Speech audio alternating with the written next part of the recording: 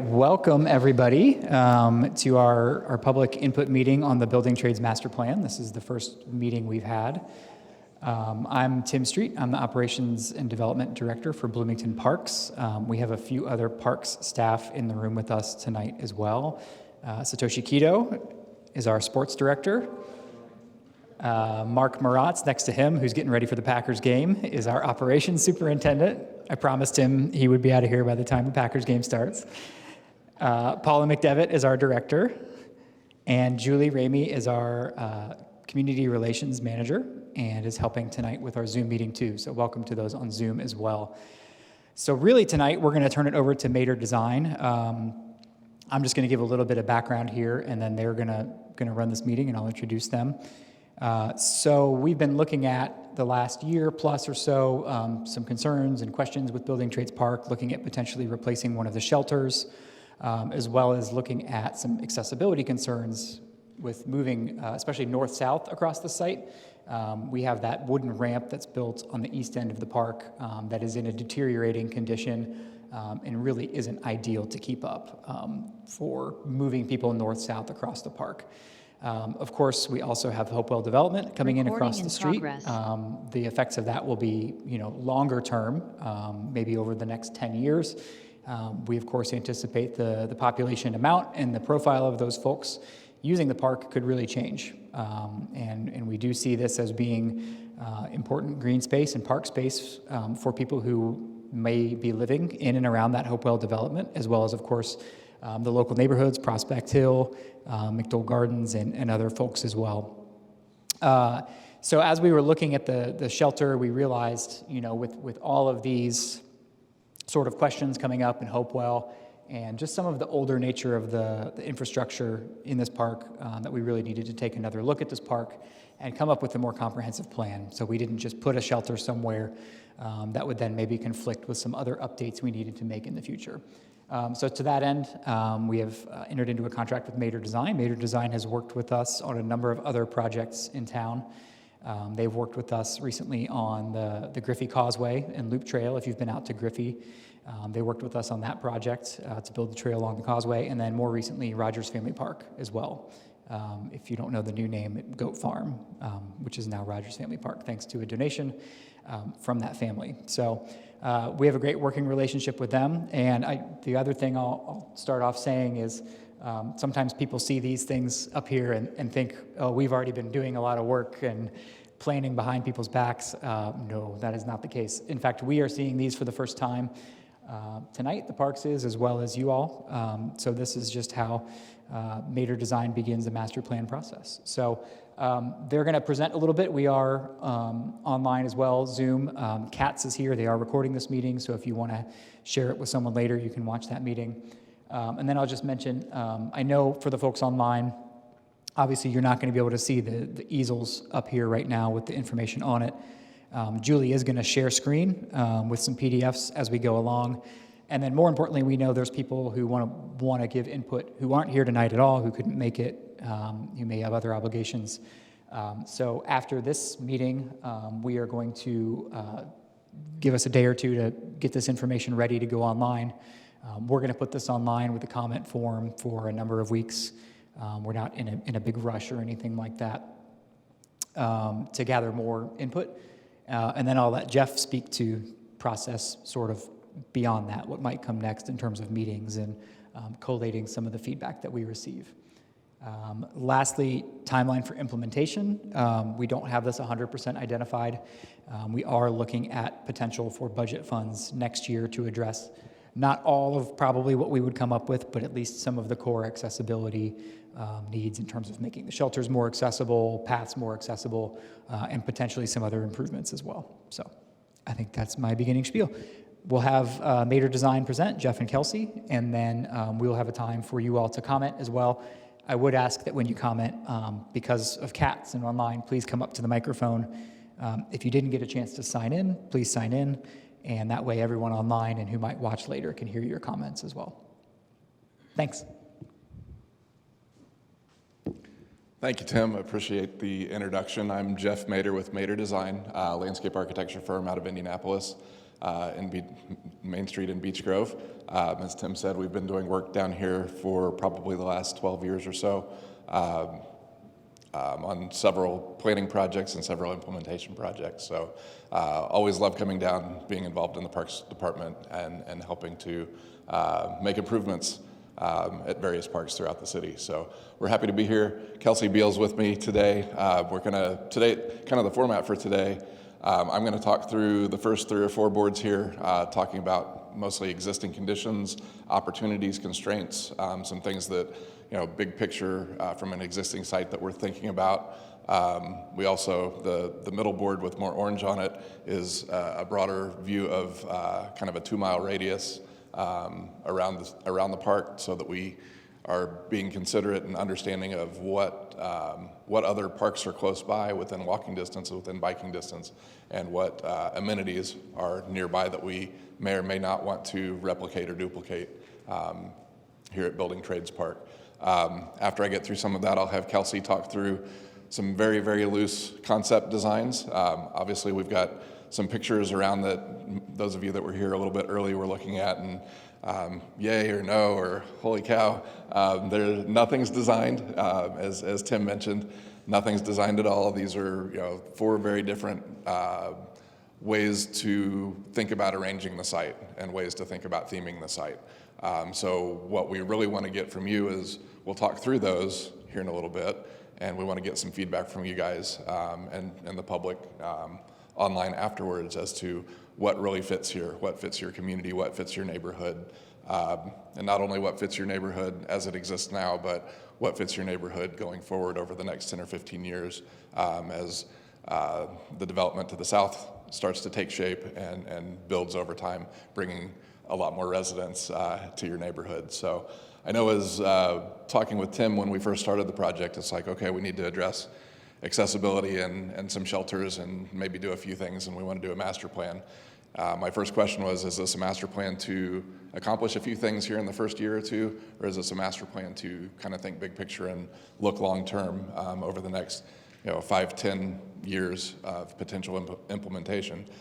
So we kind of decided that it's probably best if we look big picture with the development happening close by, with everything going on in Bloomington. It's good to have a plan for not only fixing a few things that might be problematic right now or might have some issues now, but also looking forward, if we're going to make some replacements with picnic shelters, are they in the right place now? Should they be somewhere else? If the playgrounds need to be replaced now or sometime in the future, should they go back where they are now, or should we rethink how the park is arranged so that we can make for the best situation for the neighborhood and the community and use of the park long term and not just in the next year or 2. So as we start, as you all probably know, I'm sure you all live, I know several of you live like right next door. So we've got 2nd Street to the south, House Street to the north, Maple Street is just a little bit to the west, and the neighborhood continues to the east, kind of bounding the park. We've got a small existing parking lot on the northwest corner. We've got a 5 to 12 playground that exists kind of right in the center here. A restroom building that has been around for a while, has probably seen better days, but it's there centered in the park with the older 5 to 12 playground a little bit to the east. That's bounded by a larger shelter kind of at the corner there, a lot of boardwalks connecting down, creating some accessibility. It's probably not truly ADA accessible, but it does provide a vertical elevation change and access from the north to the south side of the park. We've got this extra little shelter here that's kind of tucked down, almost invisible to anybody unless you're in the park, which has its challenges. And we've got some pathways that kind of work their way through and kind of around the perimeter of the park with a large open lawn in the middle. Sports court down on the southwest corner has been basketball, and it's big, it's in reasonable shape. The fence could be replaced, it could use a few upgrades, but we see potential opportunities for some different mixed use opportunities. Maybe it's not just basketball, could it be a variety of different things. Do we put artificial turf on it and make it a futsal area? Do we do pickleball? I know I'll get a reaction, yes and no. Do we do a combination of tennis and pickleball, or basketball and pickleball, or the ability to make it multifunctional by using the existing infrastructure that's there? We do know coming down the road, not only do we have the development that will be happening around the parking garage and directly south and continuing further east, we've got some road improvements that are coming, a new kind of bus stop transit station happening kind of right centered in the middle of the south edge of the park. We've got some new, I think, divided bike lanes, separated bike lanes that will be coming as well. So we want to be thinking about those in our items in our design thinking as we continue to move forward. Some of the really interesting things that we find, we really want to think about preserving. There's a lot of existing trees, a lot of older trees that are on the property. Creates a really nice character for the park. It's shaded. There's a lot of opportunities to utilize that shade and the interesting topography that you have there to continue to evolve and develop the park. Building trades. The trades have been involved in the park since its initial development, through volunteer labor, through donations, through a lot of different efforts. That's evident in some of the signage around the park, a lot of the murals that happen on a lot of the walls. So those are things that we really want to, if we can't preserve all of that, we want to be reflective and respectful of that and carry those themes through as we move into the future with the park. And I believe Tim's already reached out, or is reaching out to some of the local trades groups to get them involved, not only from a design standpoint and input, but also potentially activated with the implementation of whatever this master plan turns into. Another interesting historical piece is this was a quarry a long time ago with a railroad spur that came into it. So having reflecting or thinking about that history could be an interesting aspect of interpretation and education, and some of the arrangements of how the park may be laid out in the future. And Kelsey will talk about that in a little bit. So we look at this as there's a fantastic existing older neighborhood with a strong neighborhood support group that relies on this park, and this is an integral part of that neighborhood. We know there's a lot of new neighbors coming, so again, we want to find the best of both worlds and make things work for everybody as we move forward.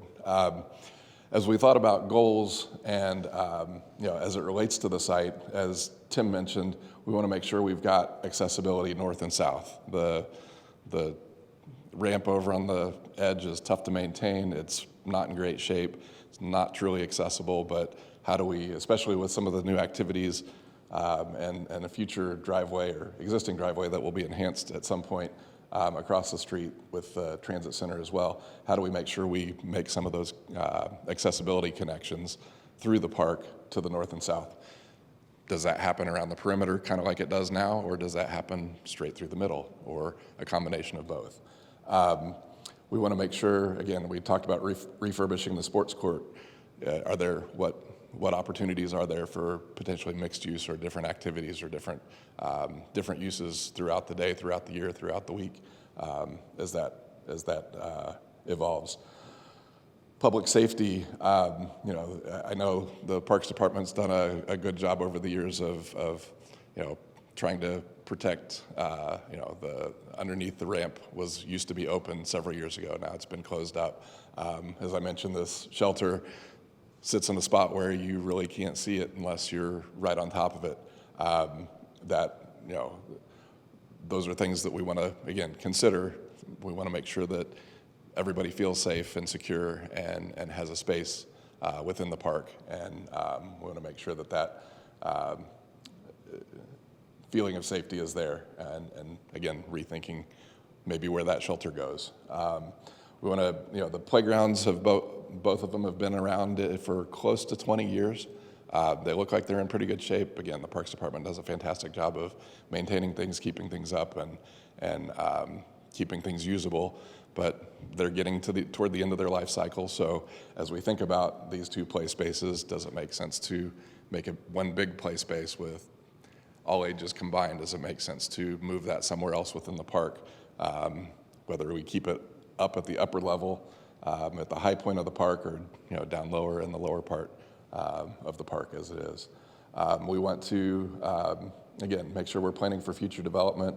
We want to assess parking needs. The parking lot is fairly small. You've got a very walkable neighborhood, and bikeable. Biking is coming, and you're not far from the Beeline.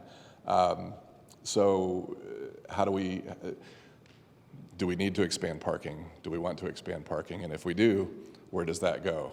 Maybe not in your backyards. But as I mentioned, we've got a lot of mature trees that we want to preserve and do our best to, we don't want to strip the entire site and start over. It's using the natural assets that we have with the topography and the trees, and making things work as we move forward. So as you have a chance to look online or at the boards as we get into this, you'll see a lot of pictures over here of existing conditions, and kind of see a little bit more of what we're talking about if you haven't seen it on a day-to-day basis. This map here, I kind of alluded to it a few minutes ago. We've got Building Trades Park in the middle. We've got a 10-minute walk, which is about a half a mile.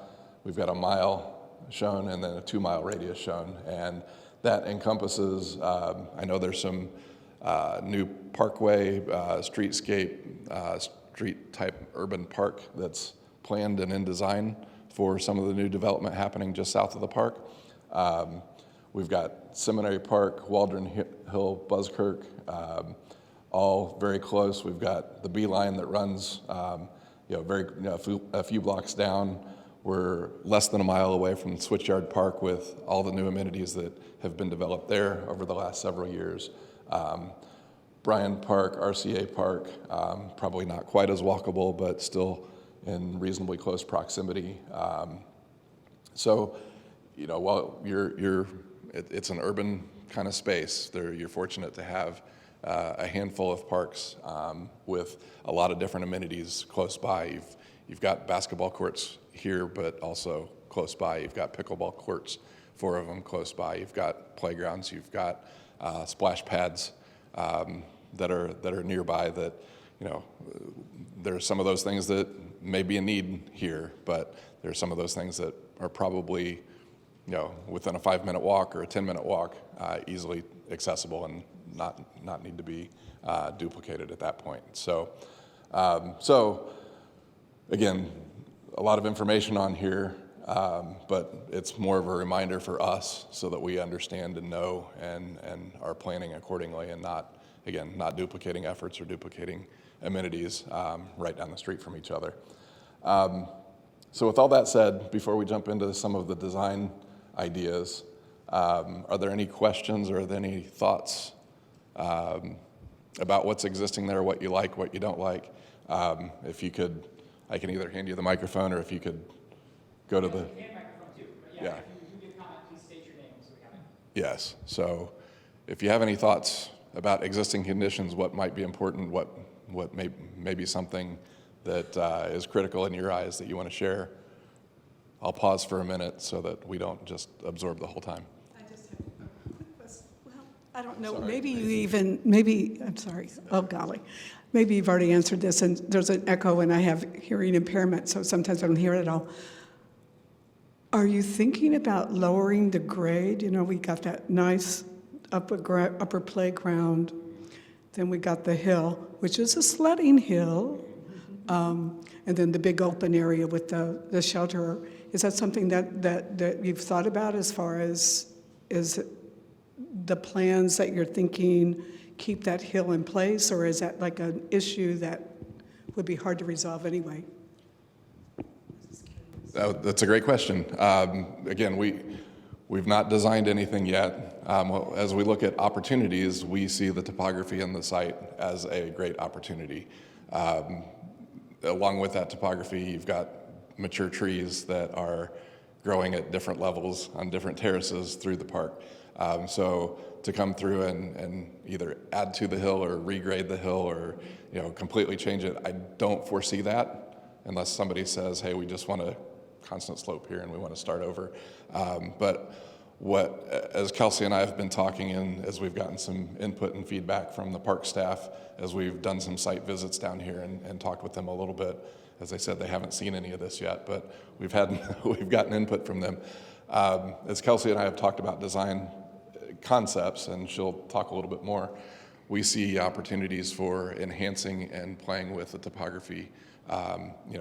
As an old limestone quarry, bringing back some limestone blocks to really create some terraces could be fun and interesting, and a way to create some either switchbacks or create some accessible paths north to south and east to west. And so we certainly don't want to we're not planning on taking the topography away. We want to use that to really enhance the park and use that to our advantage. So understanding the sledding hill sounds like that's an important thing. We've only been involved in the project for the last few months, so we've seen it in the summer and hadn't thought about the sledding hill yet. So, but yeah, the topography is an important aspect, and it's not very visible, but we have ghosted in. We made sure to find the topography for the site so we can understand what those levels are. So that's in our mind as we're thinking through it. Yes, sir. Is the design of this park, the Building and Trades Park, however it does end up, are you planning on integrating it somehow with however it's going to be across the street? I have no idea how it's going to be across the street. I've heard all kinds of different things. Do they integrate together somehow?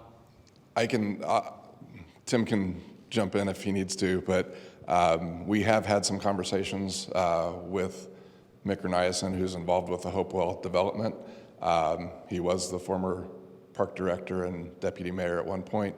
He's been involved in that development right now, and based on our conversation a few weeks ago, they're still trying to figure out what exactly is going to be where. They know it's going to be primarily residential. They've got some blocked out kind of concepts for density and how that moves from fairly high density kind of just south of the park and moving east. And as you move further south, the density gets a little bit lower. But they're still working on putting out calls for developers, and they don't have a architectural theme or design theme really in place yet. So I'd say what we're doing may inform what they're doing, but we're also maintaining those lines of communication during this process so that we're not doing anything that's going to be completely radical from what they are. So Entrance came right there, and then there was an yes. Correct, and that we have talked with them about alignment with some of the future driveways across the street and how some of those access points are going to potentially interact back and forth across 2nd Street. So, do you want to? Yeah, please. I'll just add a little bit of that. I could have led with some of this as well. So yeah, the Hopewell Development Parks Department is ending up with like a 1 acre, Jeff mentioned, very urban park in there that we're referring to as Hopewell Commons. That will be a very different feel from what Building Trades Park is. It's much more of an urban gathering space. It will have a lot of trees. There's about 126 trees going back in as part of that, which will be amazing. But we do know through sort of platting and where the city's at with the Hopewell West, right now, Hope Phase 1 East is what's happening, which is the 4 blocks between Morton and Rogers, 2nd and 1st. So that's being developed now. Hopewell West is being platted, and there is a conceptual, this was what would be Fairview on the south side, so next to the parking garage, a conceptual crossing of 2nd Street planned there. And then the city also has a bond project out there, and I don't recall what year, it's a few years out, for the protected bike lanes on the north side. I think the north side, I'm not sure that decision has been made, but protected bike lanes on 2nd Street as well. So all of these different projects coming together kind of led us to wanting to do this master plan. But yes, absolutely, we're looking at some of those important connection points, and that's one of those reasons we want to see better north-south accessibility across the site too, in order to, allow for people to get to the Hopewell and between to Building Trades. Did you have a question? He had his hand raised first. That's fine. Sorry, I'll make it fast. Hey, my name's Jason. So you were asking if there are any issues with the current structures. The one that comes to mind is the ramp on the east side. It is insanely slippery if it gets even remotely wet, and I'm amazed that nobody's like really hurt themselves on it. Maybe they have, I don't know. But anyway, if that stays, that probably needs to be addressed. To respond to that, my guess is through the master plan process that won't stay in its current shape. If we use that pathway, we would probably suggest reconfiguring it in a different manner with a different material. Boardwalks and ramps made out with, wooden ramps are notoriously slippery when it rains and can become less than accessible at times. And also, I think it's been a maintenance issue for the Parks Department for a while. So that was really as we think about access north and south across the park, we do have that, a lot of topography that we want to cover, but is that the right spot for it? Maybe it is, maybe it isn't. Is that the right way to do it? Probably not. Does it want to move over here? Maybe. Does it want to move over here? Maybe. Does it want to be everywhere? Maybe. So we're still in that maybe phase, but getting feedback like that's important. Thank you. I think during the planning of Hopewell, the new development, there was talk about Fairview Street coming through to connect all the way. Have you caught wind of that or discussed that? I'm getting a strong head shake from Tim that it will not extend through the park. That's not something that we've heard or talked about, and Tim's reconfirming that we will not extend the street through the park. Any other quick thoughts before I hand it over? My name's Mallory, and just one quick thought. I live right across the street, and the lighting situation that's going on now is kind of not excellent in that there's one floodlight on the gazebo, and I think that's the upper gazebo, trying to help with visibility and stuff. But then it's kind of I don't think there's really any other lighting, so it's kind of one really, really harsh light and then darkness everywhere. So that might be something to as a residential kind of park, something to keep in mind is more attractive and pretty lights. I don't know. No, absolutely. That's good feedback. We were aware there's one functioning light in the park. I think there may be a few more around that aren't working anymore. But again, as part of the master plan process, we probably won't get into the specifics of exactly what type of light goes where, but it is a consideration that we will be thinking about as an urban park. I know most parks are dusk to dawn.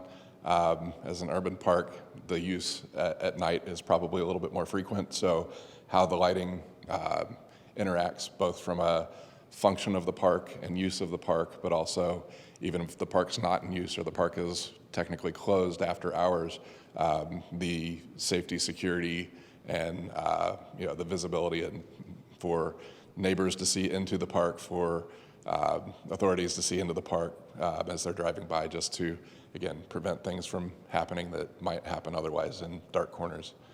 So we want to be very conscientious of that, and I'm sure we will propose lighting throughout the park in some way, shape, or form, and we'll work with the Parks Department as to what that means and how we take care of that. So, but thank you, very good. So if there aren't any other questions about existing conditions, I'm going to let Kelsey talk a little bit about some of the design work she's been playing with. Again, I will say, process-wise, where we are, I've said it before, Tim said it, I've said it a few times, it's all very conceptual. They're bubbles. Imagine they're just spaces and where they are on the site, how they fit on the site, and what kind of uses might fit into those spaces, whether that's sports or play or other activities. So we are here to take your input, take your feedback based on comments, based on these ideas, and use that to start to consolidate, start to refine, and start to work toward a broader master plan. And I'll kind of give you a schedule of what happens after this meeting once we get through this. So, thank Thank you. Thank you. Pass the microphone. We'd like to go ahead and invite the folks who are visiting with us via Zoom to raise their hands, their little hand icon, if they have questions or input as well. So currently no one on Zoom has a question, but I'll wave at you if someone on Zoom wants to share. I take it back. Just a second while I let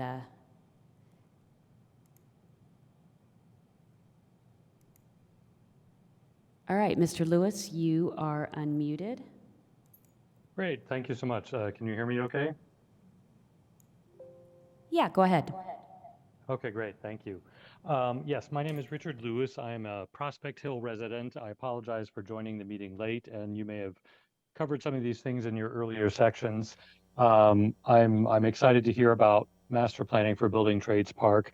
I would point out that there are some features in the park that we're very proud of, that in the past decade, our neighborhood has worked with the local trade unions and trade councils. There's a pair of limestone benches that we worked back in 2013 with the unions to have installed and inscribed. There are worker murals, kind of frescoes along the sides of the basketball court area, painted with volunteer hours by our neighbors, but drawn and painted by local artist Sam Bartlett, who is a Prospect Hill folk artist.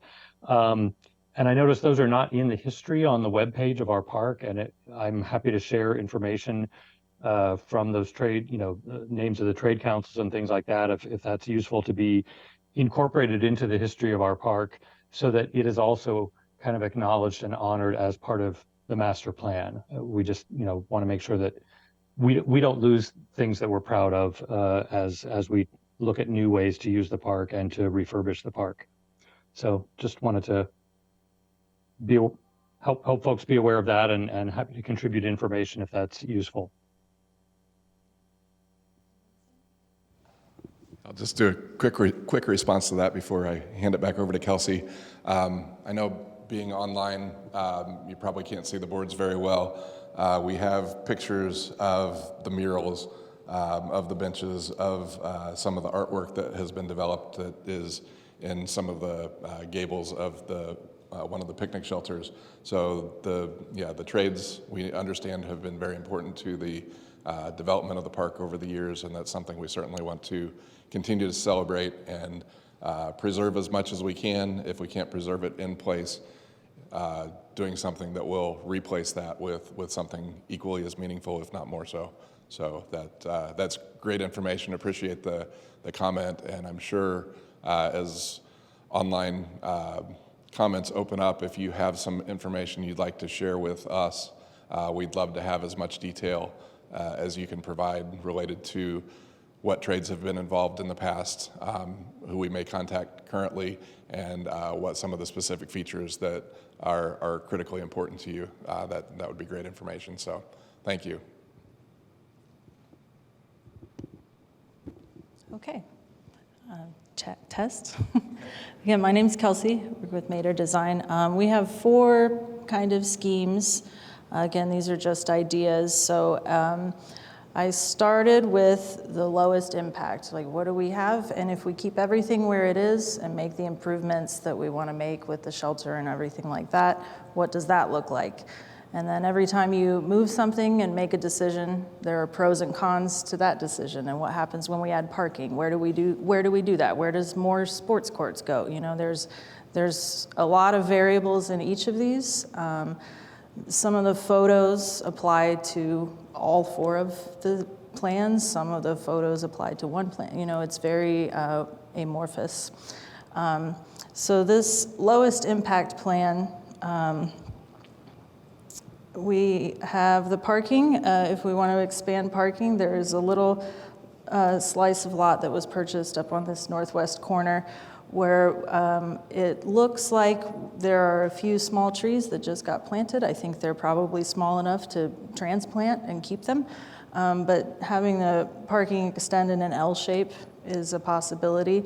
Whether we have it a curb cut in the alley or not, all up for investigation later. All the red dashed lines are just proposed paths, whether that's a sidewalk or a gravel path. When you see switchbacks, that indicates that there's a grade change.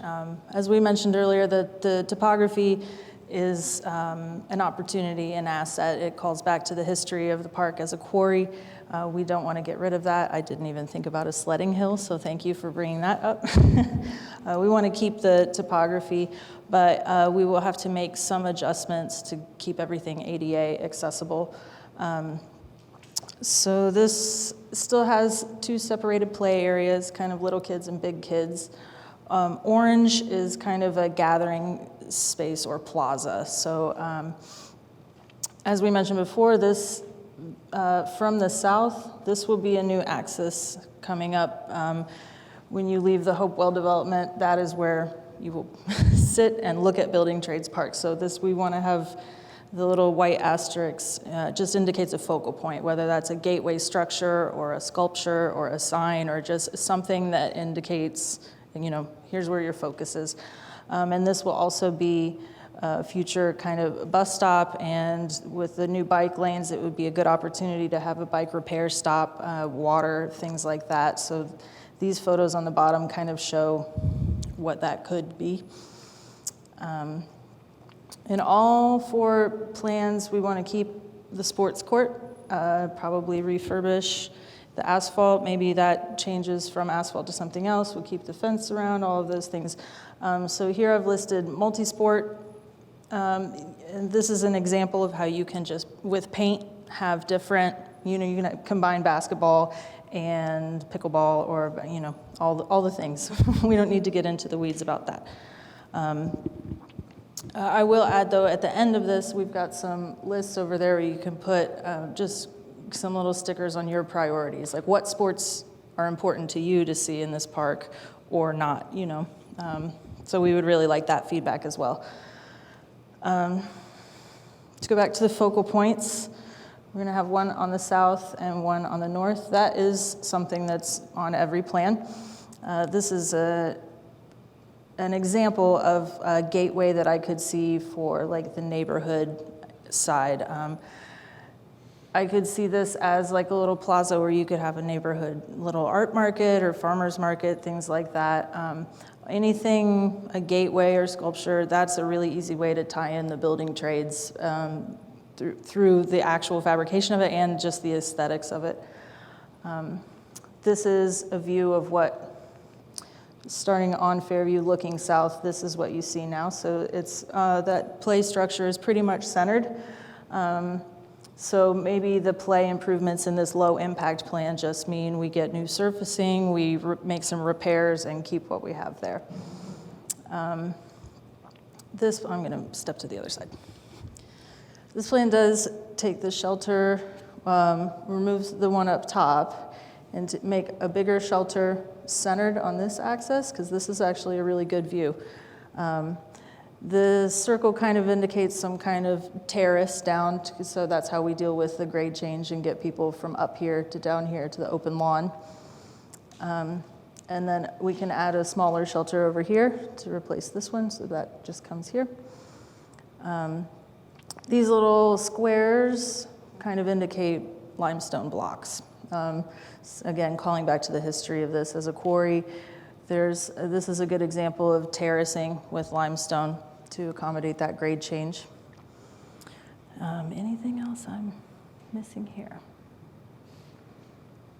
The little half circles would indicate just a sitting area, whether that's a concrete pad or a patio, you know, there's a lot of options for that. But this plan does keep the open lawn, so there is flexibility there as far as sports and things like that.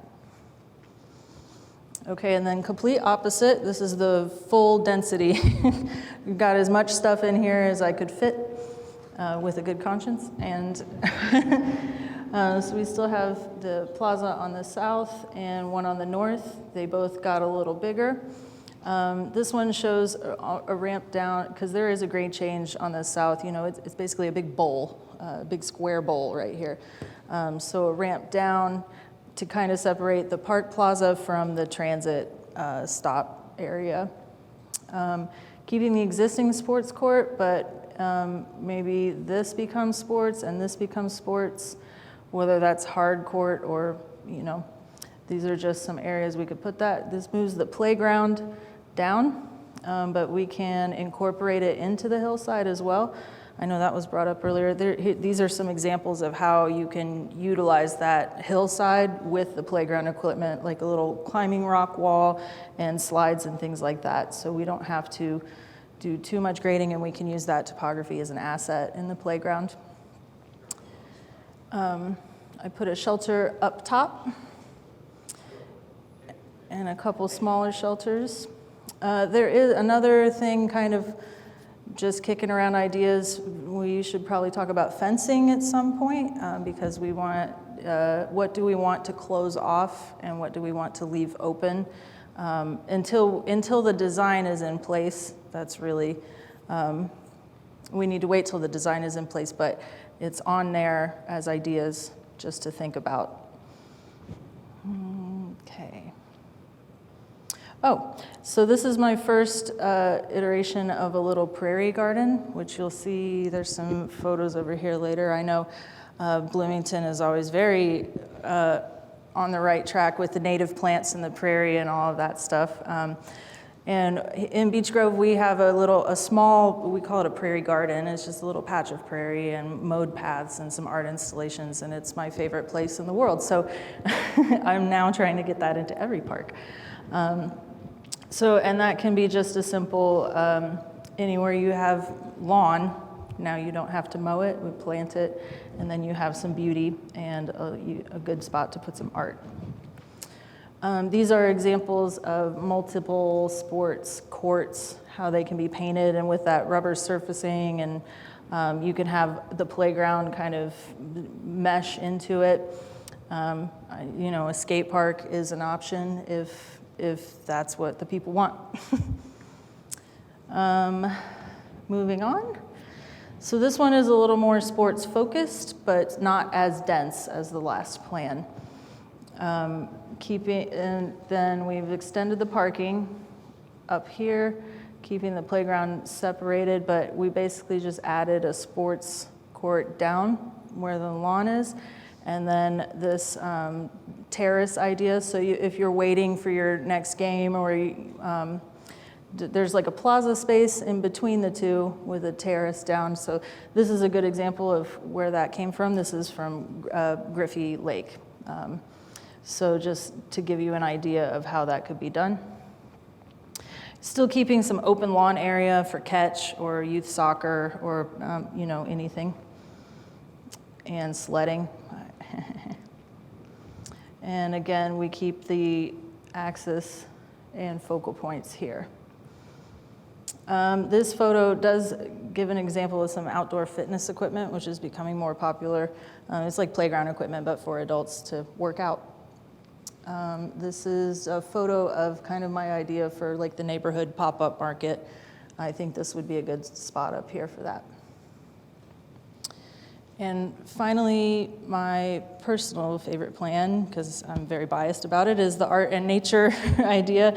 So I've combined the playground to expanded it, kind of run together. We'll keep the restroom in this one. Oh, that's another thing, is the restroom building. Some of them have the restroom, some of them do not. We should talk about if that is needed or wanted. As far as maintenance and all of the, the costs of it. Okay, so I've expanded and combined the playground, expanded the parking to the easiest spot. We keep the sports court, and maybe that becomes a multi-use. And then where we have open lawn is prairie, kind of like a sculpture park. These are examples of that. It could be sculpture or just interpretive signage, talks about the history of the park. And speaking of the history of the park, so this plat map is on the interpretive sign that's in the park, and you can see the railroad lines used to come in right here. I think they were actually here, but this worked much better for the plan. So this shape is to call back to that layout, and it's a good opportunity to celebrate that history. What that actually looks like is, up for debate. But since this is our transit stop and this was a train line, that's really convenient. This is a picture of a Highline Park in New York City that used to be a railroad, and they've made it a park. So that, that was an obvious connection there. This is a picture of our Prairie Garden and Beech Grove that is kind of inspiration for this. Again, we've got the large central shelter and some terraces that look down over the prairie. I mean, I think this could be a really beautiful thing in all seasons. Anything else I'm forgetting? Okay, I think that's a good overview of all 4 of the plans. We'd really like to get your feedback on what you love, what you hate, what piece of the plans, I like this, but not the rest of this. All of that is really good info for us moving forward. So I would like to thank you all for coming out. Are we doing comments? Does anybody have questions, comments? Yes. Hi, I'm Nick. I just want to offer my enthusiasm for the last plan. I really like the Art of Nature Park. I really like the railroad tracks idea. I think that's elegant. I like it also because I think it's more different than the other parks in Bloomington. I think, with our proximity to Switchyard especially, I think a lot of the other bases are kind of covered. The art and nature thing hasn't been done elsewhere that I know of at Bloomington, so I think it would be good and just beautiful. I'm Heather. I'm his mother-in-law, and I agree. I think that design is really in keeping with the spirit of the neighborhood as well in all the ways. So I just want to second that. Yeah, that's all I have. Anyone else? Also love that one. I'm Mallory, and the thing I just also wanted to point out is that the neighborhood is super, there's a lot of native plant gardeners in the neighborhood, which I think, it's, native plant addition is cumulative and exponential in terms of, the good it does for the, urban ecology of the wildlife around. So, there's a lot of native wildlife that could, help this native wildlife, and it can go out, and it's all good. So just wanted to add that. I just have a question. There's so few people here tonight. I was wondering if we could all stand up and kind of walk around and look at these and talk at the same time. I think we're small enough that we could all talk to each other and see things. Yeah, I think that would be Great. That would be great. So yeah, I think.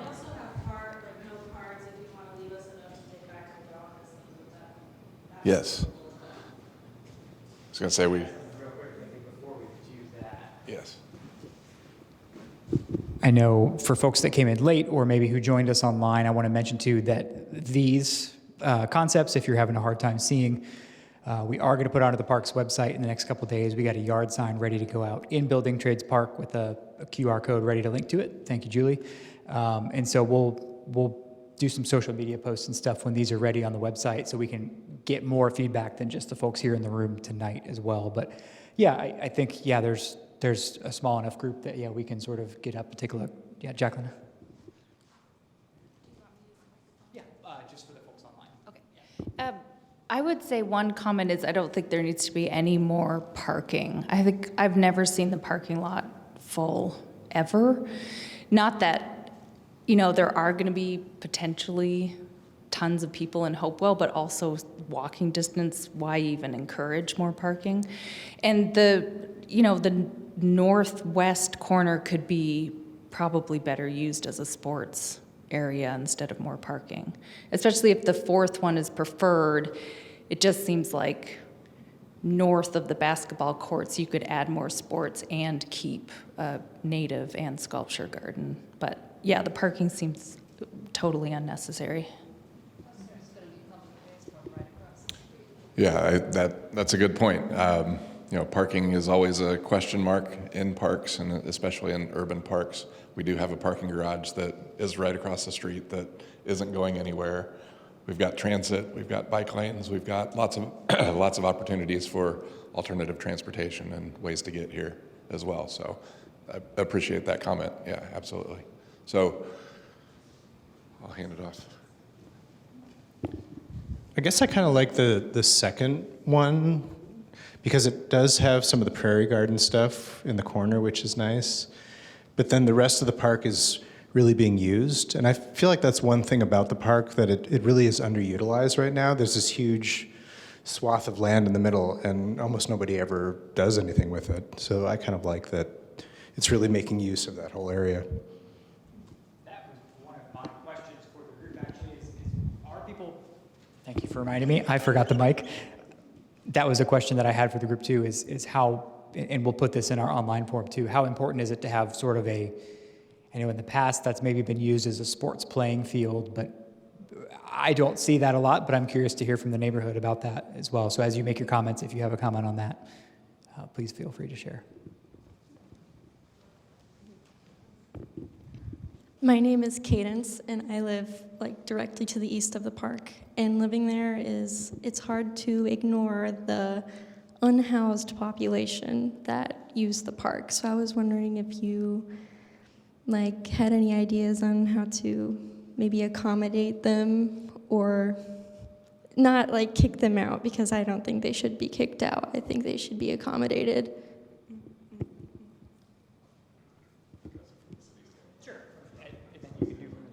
So yeah, from the city standpoint, parks, of course, are spaces for everybody, and from 5 a.m. to 11 p.m., parks are open to anyone and everyone. Of course, we have policies and codes of conduct, and not to mention city ordinances, state laws that we expect people to follow while they use parks. But yeah, we don't make it a habit of going around and kicking anybody out of parks during open hours. That said, I think, and Jeff can speak more to the design side of it, there are some things we can do to enhance public safety. We do hear those concerns from time to time, things like making the shelter more visible, making it a more used space. The more people are in it, the better the feel is, and the safer people typically feel. But at the same time, we're not after, hostile architecture here to try to kick people out of the park or anything like that. Yes, we're not hostile. As landscape architects, we try not to be hostile to anybody. But as Tim said, the more eyes that are in the park, the more activity that's in the park, the more visibility you have from the roads, from sidewalks, from transit areas. The more eyes, the more safe you feel. The more, I guess, the fewer nefarious things can happen because you've got people watching. And when people are watching, people don't do things that they probably shouldn't be doing nearly as often. I won't say ever, but nearly as often. I know, this shelter is tucked back in the corner right next to your house. It is somewhat visible. The one that's right down below it, it's down a terrace. It's, again, unless you're standing here or you're up on top, you don't see what's going on there. So there's from a design standpoint, that's probably not the ideal place to have a shelter. So I think that's where a lot of Kelsey's and our designs have tried to evolve by moving some of those shelters, not doing away with them, but moving them or replacing them in other areas and other locations that may be more connected to the playground, maybe more connected to a plaza space, maybe more connected to the sports courts, so that they're in areas that are more visible, that are more accessible to everybody, so that, again, it's not to kick anybody out, not to push anybody away, but to keep eyes on things, keep activities going, so that it makes it less likely that not so good things happen. I have personally seen some very nefarious things going on down in that shelter. We're working for a year on that house right next to it. Okay. As nefarious as you can imagine. I can imagine. I want to thank you for your question, because I wanted to say something about that too. I spend a lot of time at the park in the summer with my 3 grandkids. So we see a lot of unhoused people, both at the top, when essentially up at the top there's a boys' club. It's like these gentlemen get off, they work 3rd shift, they get off work, and they come and gather together, and it's so much fun to see them. They're just kind. They excited to see our grandkids, and really, you can tell they really enjoy having us there, and we really enjoy having them there. Then down the hill at the hidden one, there's where people will gather, sleep. And I feel like it's important that I'm not saying I like having them there, but I welcome them there. And I feel like they also, as you said, deserve a place, I think, in our park. So when I see the designs, I really like them all. But I think it would be really important to have 2 shelters. Not that I want to say, this is for you unhoused people, and this is for me who's lucky enough to have a nice, old, decrepit house to live in. So it's just something I just want to point out that I'm not sure if all 4 of your designs have 2 shelters, but I think it's important that we do, so that we have a place where people can come and sit and rest, and at the same time we have a place where we can be wild and crazy with a 3-year-old and a 7-year-old and a 13-year-old. And also it's really important that we have a basketball court. And pickleball really is okay. Pickleball is becoming very, very popular. Basketball courts, it's good to hear that this one's still being used, and again, I think as we've talked with park staff and toured the park, the thought of the existing sports courts being transitioned into something that's multi-purpose, so that there's not always going to be somebody out there playing basketball. There's not always, in some of the parks that we've done pickleball courts, there are always people there playing pickleball. But there are ways that, from a design standpoint, from an administration standpoint, there are ways to create some multi-purpose spaces by using the same ground plane and make that happen. And yeah, I think I saw Kelsey counting. I think we have at least 2 shelters in. So we've got 1 and a couple, but it's certainly something, providing multiple shelters is something that we certainly can do in the master plan. And again, how big they are, where they're situated, again, providing opportunities for everybody to enjoy different aspects of the park, whether it's, whether it's the playground, whether it's a plaza space, whether it's the sports areas, whether it's down in a prairie art space.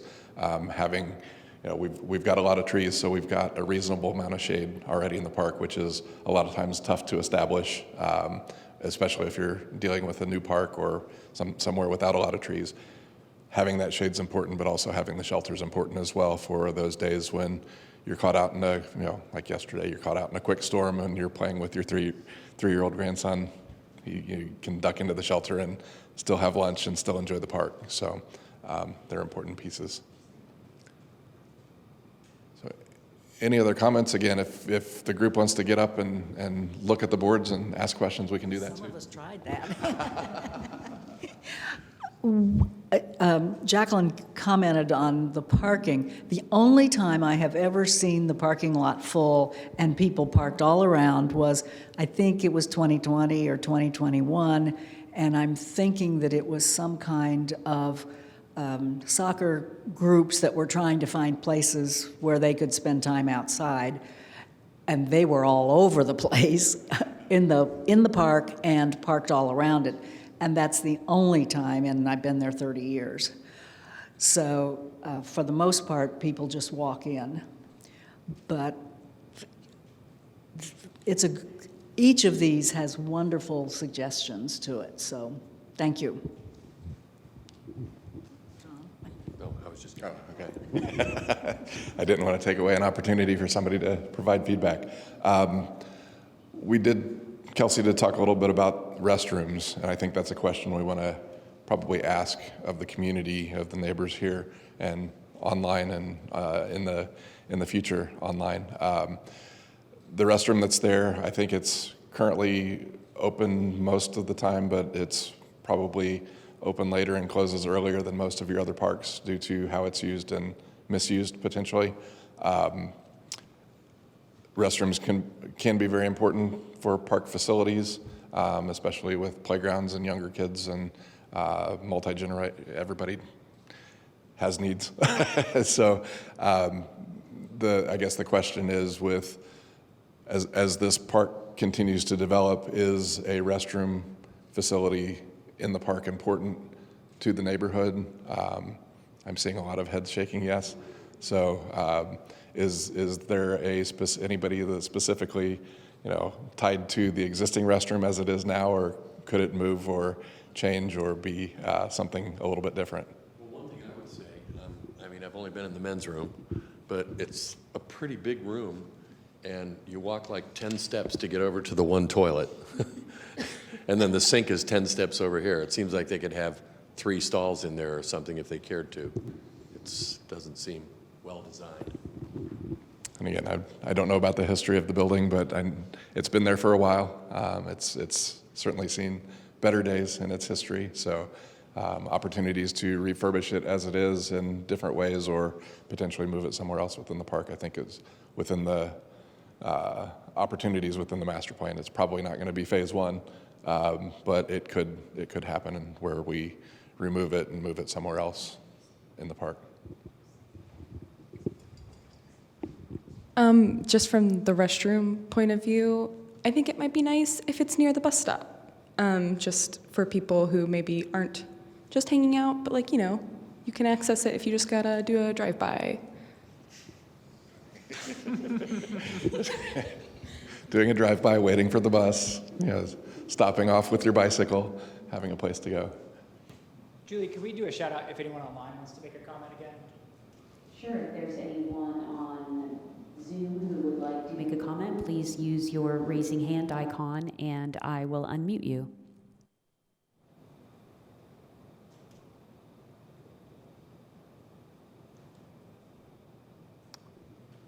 Nobody's jumping on Zoom to comment, so no hands up. All right.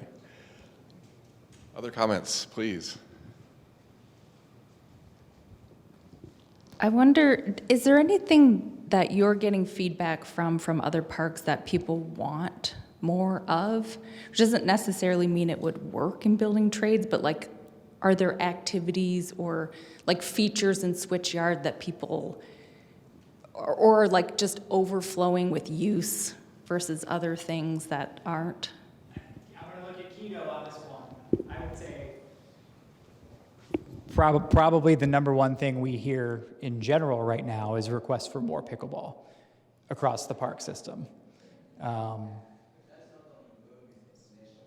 As a nationwide trend, Keto added, yeah. So we do hear that from the Bloomington Pickleball Club. We get some reports about it from time to time. I know Keto probably gets other emails and calls and things about that. So from across the system where we are hearing that question asked is for pickleball. Yeah. There's a comment from Zoom. Hang on just a second. Lindsay, I will ask you to unmute. Can you hear me? Yes, we can hear you. Okay. Yeah, so I'm a Bloomington native and I used to live across the street from the park as well.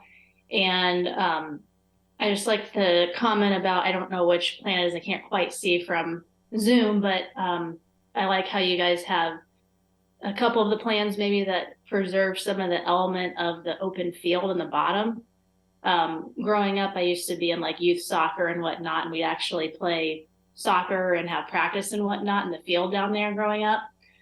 And when we first moved back to the neighborhood about 9 years ago, there used to be ultimate frisbee and different groups doing that before COVID happened and whatnot. So it'd be kind of nice to see kind of a multi-purpose use of that field, kind of like how Bryan Park does down close to their basketball course. They're going to have concerts in the park and movies in the park, just some way to use the field in a sporting kind of way, but also movies and concerts and whatnot as well, and utilize that terrace that you guys are showing. I think would be kind of neat. Oh, thank you for that input. That's good feedback. I know, we've heard some from park staff that that area has been used off and on over the years for soccer, youth football, practice it, not as formal fields, but as a practice facility for different sports, field sports. Tim mentioned that they get a lot of pickleball feedback. He's also getting feedback on soccer. He mentioned as we handed off the microphone, a formal soccer field probably doesn't fit here, both from just a spatial, making the soccer fields fit here, but also parking and all the other infrastructure that would go along with that. That would be very difficult, but potentially, we'll continue to consider maintaining some of that open field area for things like ultimate frisbee or pickup soccer or flying a kite in the park and doing those kinds of things. So that's good feedback as well. Regarding pickleball, I know we've designed quite a few pickleball courts over the last 5 or 8 years. I think we did the first outdoor public park pickleball courts in Fishers about 8 years ago, and it went from 4 courts to 8 courts to 12 or 14 courts in that one park. We've gone to another park in Fishers and added another 6 pickleball courts. We're working with Shelbyville right now for 8 pickleball courts. Franklin just opened, I think, 8 or 12 pickleball courts. There are just Greenwood's they're in design and getting ready to build 8 or 16 pickleball courts. It's booming, and the question is, how long is the boom going to last? And are pickleball courts going to be sustainable for the next 5 years, 10 years, 50 years? And again, that's why we've had some discussions about pickleball is great, pickleball is important, and if pickleball fits here, that's fantastic. But can we try to make sure, at least with discussions we've had so far, are there opportunities for multi-use, multi-purpose, multifunctional spaces that may include pickleball, but may include other things as well?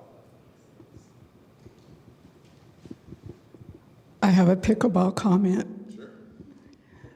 Do you, since you have designed pickleball courts and that kind of thing, there's starting to be some pushback against pickleball because of the sound pollution. That pock, that happens. Have you encountered any solutions to that kind of pock sound?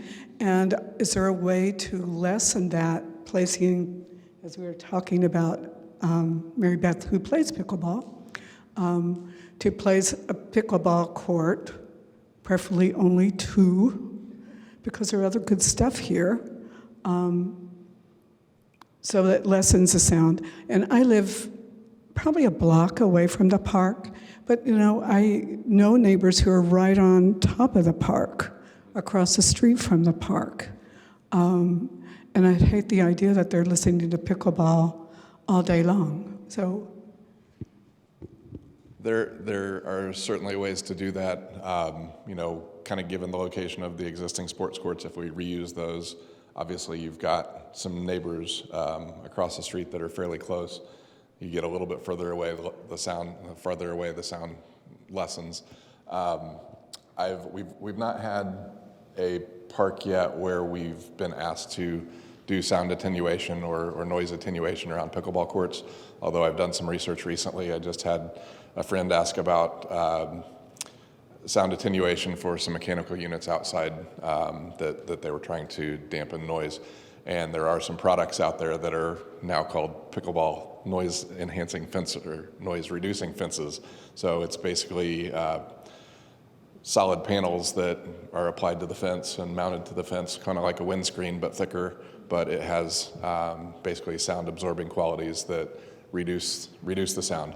The downside of that is you wrap the pickleball courts or sides of the pickleball courts in a very solid material, so the air doesn't get through, vision doesn't get through, safety and security starts to potentially become an issue. So that's a potential challenge that you're reducing some noise that impacts some people, but you're also potentially creating some spaces that might not be as safe or feel as secure at certain times of day or certain times of the week because it becomes much more enclosed. So those are things that we'll have to balance and we can continue to talk about. The other, as a landscape architect, I often hear, whether it's road noise or mechanical noise or other noises, how do you, well, let's plant some shrubs next to it, and you don't hear through the shrubs. Well, yeah, actually you do.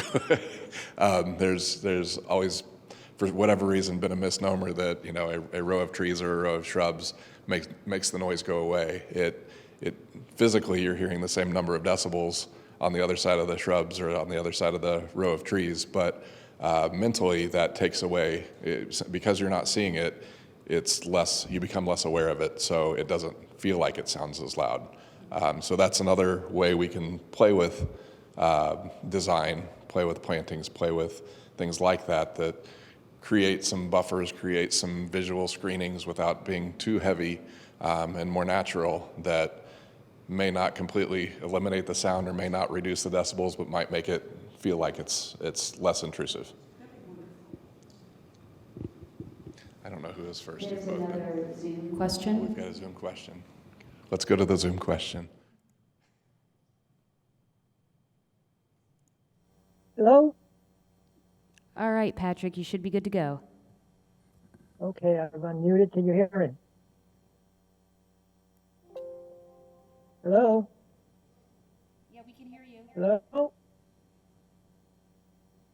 Hello? Go ahead. Okay. Thank you for all your hard work. I want to reinforce some of the things that have already been mentioned. Lindsay talked about the keeping the open field open. One of the issues is that the condition of the field isn't such that there's a lot of holes and dips and hard parts and soft parts. It needs to be put back into a better shape, improve the turf and that sort of stuff. The idea of having a major shelter and a smaller shelter, I think, is a good one, basically because of Teresa's comments about, mothers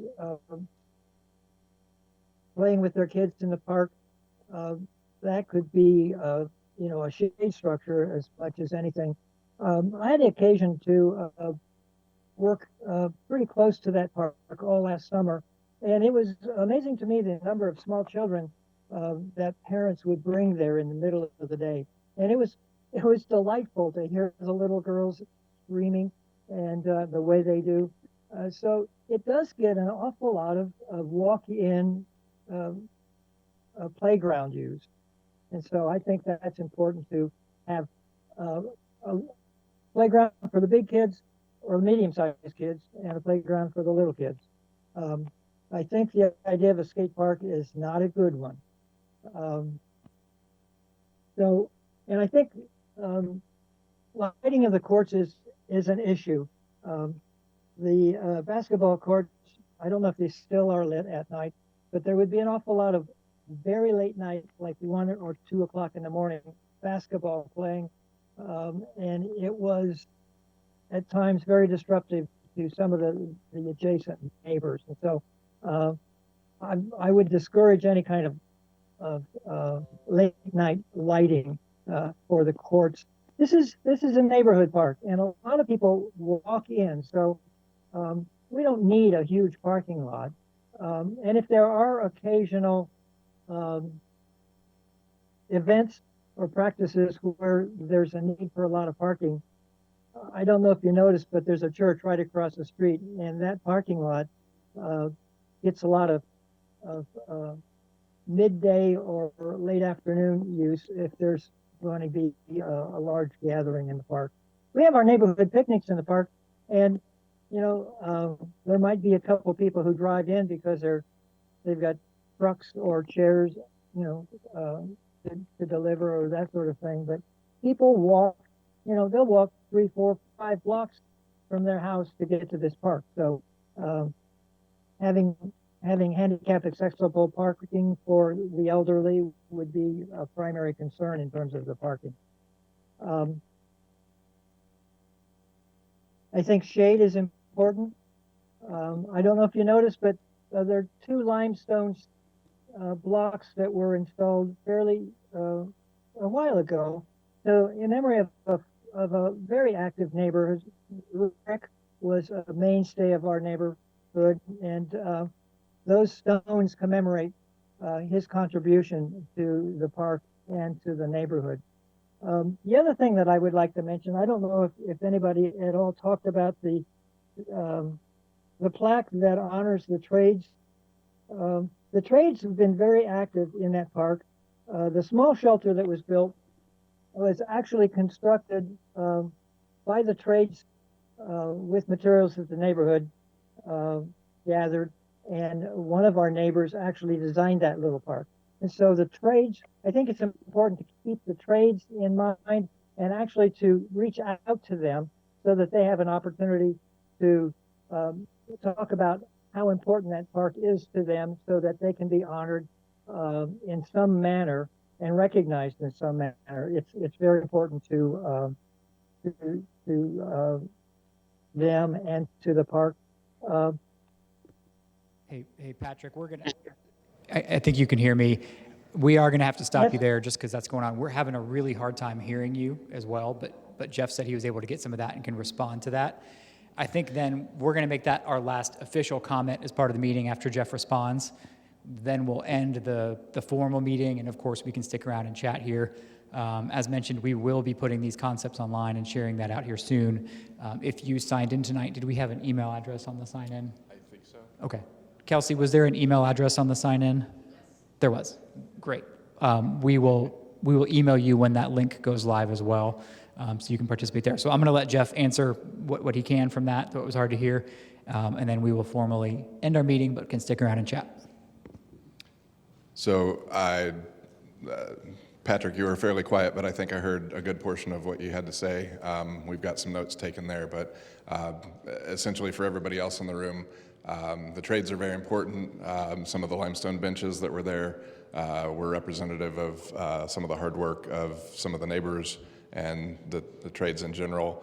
As we did comment a little bit earlier that we understand the importance of the trades. We're reaching out to the trades organizations and incorporating their feedback and trying to get them involved in the master plan as well as potential future opportunities. We're well aware of the sculpture work and the paintings that have been done, the murals that have been done that we want to either try to protect and retain or replace in kind.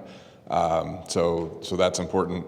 I did hear you talk about a lot of folks from the neighborhood walking numerous blocks to use the playground, lots of kids using the playground, and minimizing the need for parking because, again, being a neighborhood park, as a few people have mentioned earlier, being a neighborhood park, you've got a lot of people that are pedestrians, bikes, using the park without driving their car. You did make a good point with making sure there's accessible accessible parking spaces available for people with disabilities. So we'll certainly make note of that. But I think I caught the majority of your comments and repeated, I think, most of those. So I know we've got some others taking notes that caught a little bit more than I did. But with that, I think we'll go ahead and kind of close down the formal portion of the meeting. I know we've got stickers, we've got pens and paper and some comments and some different categories of park uses that we'd love for you to say, I love this, I hate this, put stickers on what you like, write something down if you don't like it, but we'd love to have any kind of feedback you'd like to put on the papers that are up on the desks, or if you've got something that you want to note on the boards themselves, feel free to grab a marker, grab a pen, grab a sticker, and leave your comments there as well, and we'll continue to record those and incorporate all of these fantastic ideas into the evolution of the master plan. As I said, I'd give you a quick kind of rundown of what happens next. We gather all this feedback. Paula is the director. She's doing a fantastic job typing and taking notes. We really appreciate that. So we'll incorporate all that information. We'll continue to get information and feedback online.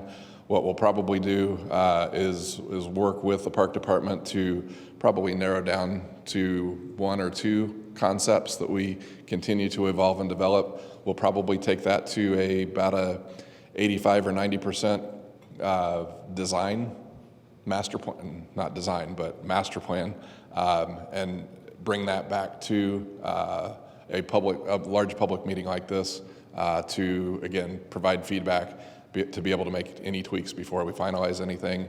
I know there are several leaders in the neighborhood. Some of you may be some of those folks, some stakeholders that we've talked with Tim about trying to get together in between to provide some feedback at, if we're at 10% now and we're going to come back at 90%, we want to get some bits and pieces, get feedback along the way as we move forward so we continue to meander down the right path and work toward something that fits for the community, for the neighborhood, and has your input not only today, but input from leaders in the neighborhood all the way through the process. So we'll look forward to continuing to develop this, come back to you here in the next, in a few months, maybe 3 or 4 months, come back and present where we've gone, make sure we're going in the right direction, and and then finalize things, hopefully get staff and board approval and be able to start implementing this as the budget becomes available. So